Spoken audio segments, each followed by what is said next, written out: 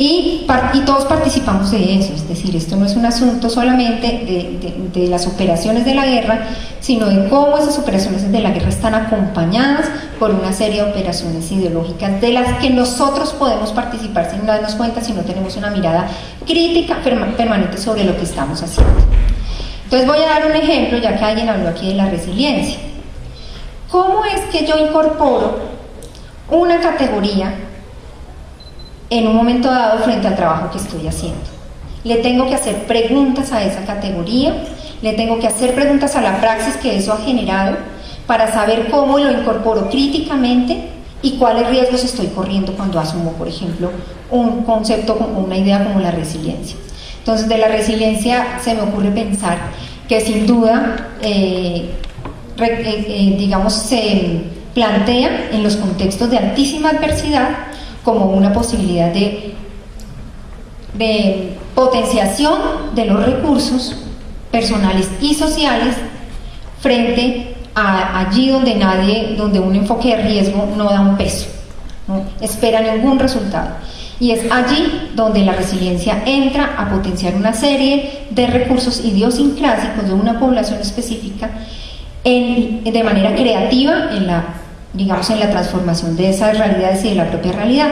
Pero también hay un riesgo cuando tomamos un enfoque de resiliencia, y es que le ponemos toda la responsabilidad a las mismas víctimas y al mismo, digamos, desproveemos de la gran responsabilidad que tienen los estados y las autoridades y la sociedad en su conjunto desde el punto de vista estructural para la modificación de las condiciones de adversidad. Porque no estamos hablando de Suiza, ni estamos hablando de los estados de bienestar europeos que se lograron conformar en algún momento de la historia del planeta, sino que estamos hablando de contextos donde el papel del Estado está bastante cuestionado. Entonces, ¿cómo incorporo yo esto sin convertirlo en una carta para contribuir a la docilización? Es un ejemplo, eso se puede hacer con muchas categorías, la resiliencia es un ejemplo. Es decir, ¿cuál es la posición frente a mi propia práctica? ¿Cuáles son las preguntas permanentes y constantes desde el punto de vista ético y político que nos hacemos permanentemente para realmente tener un trabajo que tenga un impacto transformador o por lo menos en la lógica de acción sin daño, por lo menos que no vayamos a ser funcionales a los conflictos, digamos? Eso sería como las dos cosas que yo tendré que decir: pronunciamiento político, pronunciamiento público, y cuidado y preguntas ético-políticas frente a nuestra práctica. Antes de dar paso a la nueva ronda de preguntas ahí, por lo menos dos cosas. Una, que yo no soy construccionista, esa no es mi postura desde la psicología, y me distancio un poco porque encuentro muchos elementos comunes desde la psicología social y de la producción de investigación en psicología social, desde lo que ha hecho Zimbardo, desde lo que hizo Milgram, y yo sí creo que hay muchísimo desconocimiento de psicología social en la psicología colombiana. Y tengo que decir que mucho de eso es responsabilidad de los propios profesores de psicología social, que desafortunadamente no abandonaron eso, no estoy seguro bien por qué, pero creo que eso ha sido desafortunado, y ahí me distancio un poco de la María en relación con la postura epistemológica. Sin embargo, creo que hay muchos elementos comunes en mucho de esta discusión, en lo que decía ahora Claudia en relación, por ejemplo, con la denuncia y con el hacer pronunciamiento público en relación con muchos de los problemas sociales que nuestro país tiene y que va a seguir teniendo. Yo creo que además aquí es igual muy agradable encontrar, repito, muchos elementos comunes en las posturas que se han asumido en la mesa. Y me parece, yo cuando le devolví la pregunta a Marcela, a Sandra, es porque, claro, una de las personas inmediatamente dice, no, desde el Estado no se está haciendo sino tal cosa, pero cuando uno conoce la gente que está trabajando desde el Estado y los ve trabajando tanto con víctimas como con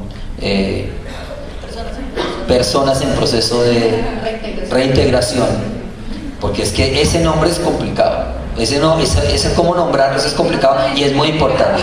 Sí, sí, muy bien, muy bien. El tema es que esas dos posturas que están afirmándose acá igual tienen una profunda implicación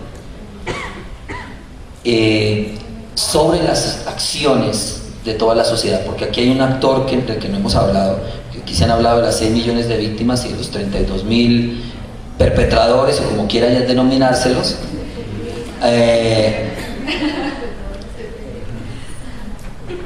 Uy, es que es fuerte ponerle cicla solamente. De estas personas, pero claro, no se ha hablado de los otros 30 millones de personas que viven en Colombia y que si y ojalá haya un proceso de paz que se firme, porque eso va a ser muy relevante, van a refrendar lo que pasa. Y el problema es que esa refrendación va a superar tanto los 6 millones de víctimas como los 32.000 o 40.000 o 50.000, porque es posible que entren más personas que no han estado en el poder y que han actuado dentro de la guerra sin tener el poder. Y eso es importante diferenciarlo, porque es que no se puede decir que es que aquí ha habido unos actores con poder que han tenido la responsabilidad directa de mucho de lo que ha pasado en el conflicto armado colombiano. Y esos no son seguramente los 32.000 personas que estamos hablando aquí, con las que están ustedes trabajando, y que van a seguir en el poder muchos de ellos, en muchas formas. ¿Ok? Entonces, esas son cosas que es importante diferenciar, porque es que los actores en la guerra no son todos iguales. Y el problema es que seguramente esa diferenciación en relación con la postura, en relación con el poder, es necesario hacerla. Entonces, por eso quería escucharlo, porque es fácil caer en estereotipos y decir, que tú ya lo decías desde una postura distinta, es decir, mira, es que esto es blanco y esto es negro, y aquí hay muchos grises. Seguramente hay muchos grises en unos sectores de la población, pero hay muchos elementos que no son grises en otros, en que se mueven en la guerra. Entonces eso hay que tenerlo claro, porque eso a veces lleva a eso que estábamos hablando, que se confunde todo, y entonces no tenemos claridad. Por eso dije primero quiero oírlas en esa postura, cuando sé también que pues aquí se ha hecho, ustedes también han trabajado directamente con comunidades. Yo he hecho más investigación social masiva con gente que no está directamente, sino con la gente de la calle, que me interesa muchísimo qué es lo que piensa y cuáles son las percepciones, las opiniones y la forma como están viendo el conflicto armado. En relación con una pregunta que aquí se me ha mandado sistemáticamente, que se ha hecho, que ojalá quede en el cierre de esto, que tiene que ver con la última pregunta que se hizo acá. Yo sé que van a venir por lo menos dos intervenciones, quizás una sola pregunta, que tiene que ver con el tema de cómo evaluar el trabajo con las comunidades en todos los niveles. ¿Cómo es eso? ¿Cómo dimensionar ese trabajo? Porque la sociedad tiene derecho, y porque además incluso la ley dice, mire, nosotros tenemos que saber qué pasa con esa acción que estamos haciendo. O sea, la atención, el acompañamiento, la intervención psicosocial, la sociedad necesita saber qué pasa con eso. El Ministerio de Salud dice, mire, nosotros tenemos que saber, y no lo estoy hablando específicamente para el tema del conflicto armado, nosotros necesitamos saber esas intervenciones, esos acompañamientos, qué ocurre con eso en la sociedad, en esas comunidades, en esas personas. Cómo rendir cuentas a la sociedad sobre esto que se está actuando, porque se está actuando de muchas maneras, y Ángela María mostraba una serie de elementos, de estándares mínimos de esa actuación, y además habló de las competencias. Mire, oiga, la gente tiene que aprender a hacer entrevista, la gente tiene que A, B, C o D. Muchos programas de psicología, como aquí se mencionaba, las entrevistas, en mi época nosotros veíamos 2 entrevistas en donde yo estudié.